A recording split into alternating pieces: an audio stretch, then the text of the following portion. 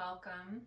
In this segment today, I'd like to offer you a little encouragement to continue your yoga practice at home and also offer you some ideas for alternative props in case you feel you don't have what you need to practice at home. So we're really good at coming up with excuses or reasons why we just can't practice today or right now. One of them might be that you have pets. I have 4 cats, and it's likely that one or more of them is going to come running through the screen at some point. And you know, I'm just okay with that because I love my animals, and I know that you do too. They might get up in your face when you're sitting on the floor or walk across your mat, and yes, that's going to be a little distracting. It's not ideal maybe for creating a totally peaceful environment for your practice, but I think right now it's important just to realize that as long as you're showing up, as long as you're giving it a good shot and you're trying, you're going to receive some benefit from it. And hey, if they come up and slobber all over you or run across your mat, well, it's just an opportunity for them to shower their unconditional love on you, and how can that hurt anything? So let the pets come through, it's fine. Maybe another excuse is your kids or your grandkids are around because they're home from school right now and they're bored. Well, instead of letting that be a distraction, maybe teach them some poses, let them practice along with you. It might teach them how to slow down or quiet down or calm down a little bit, and that could be good for all of us. Another reason is there's tons of chores to do, and you want to get your chores done before you sit down to practice some yoga. Well, something I've realized is there's always chores to do. There's never an end to the to-do list, so just let yourself carve out a few moments every day to dedicate to yourself, because you are worth it and you deserve it, and right now you probably need it. So don't worry if there's dishes to do or whatever. Set that aside and just give yourself some time. It's really important.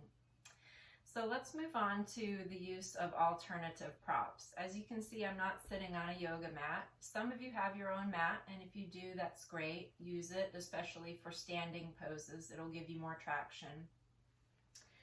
If you don't have a yoga mat, you can just sit on a carpeted area, an area rug, or you can use maybe a bath mat to add a little padding underneath your ankles and your sitting bones, or under your back when you're doing reclining poses. If we're doing standing poses and you don't have a mat, I would recommend practicing without socks so that your bare feet will have a little better traction on the floor, or try some of those socks or slippers that have the little grippy pads on the bottom. Just make sure that they fit fairly snug so that your feet don't slip within the socks. So for other props we normally use, yoga blocks. If you don't have any foam yoga blocks at home, you can choose books, or you can use canned goods. Here I have a couple cans of tomatoes. These could be used for blocks, so maybe you're in a low lunge and you don't want your hands all the way down to the floor. These cans can offer a little bit of extra height. They're not terribly comfortable on the hands, so you could use something like a folded t-shirt or a hand towel to add a little padding there and make that more comfortable to use. Another option, I've got a couple of cans of coffee here. Those could be used to prop you up in certain poses.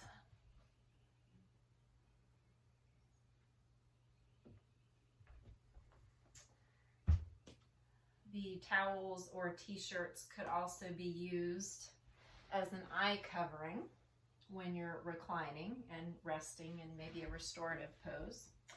Another prop that we typically use is a strap. If you don't have a traditional yoga strap, here I've taken the belt out of one of my bathrobes, and this could be used for shoulder stretches. or for reclining leg stretches or standing balance poses where you may be using a strap. Here is a leather belt. I've already formed it into a loop, buckled it together. This is great for some of the shoulder stretches that I like to do, and side stretches. So our side stretches here, the thumbs are within the belt and the hands are outside the belt. Stretch for the chest and shoulders where we lift the arms behind you, thumbs are inside the belt. Blankets are a very useful prop in yoga practice. If you have one of these woven Mexican blankets, these are great for yoga practice, but you don't have to have that. I would recommend any kind of stiff blanket, so a quilt would be better than some of those soft fleece blankets. The fleece blankets are great for padding under your head when you're reclining, or to toss over you for a little layer of warmth. But for more firm support, choose a quilt or some other type of firm blanket that will give you the support that you need. If you're going to do some restorative poses and you don't have your own bolster, a couch cushion is a fairly good alternative. It's a little wider than ideal for some poses, but hey, we have to do the best with what we've got. So choose some couch cushions or other throw pillows that could prop you up and help you at least approximate the poses. So I'll see you later.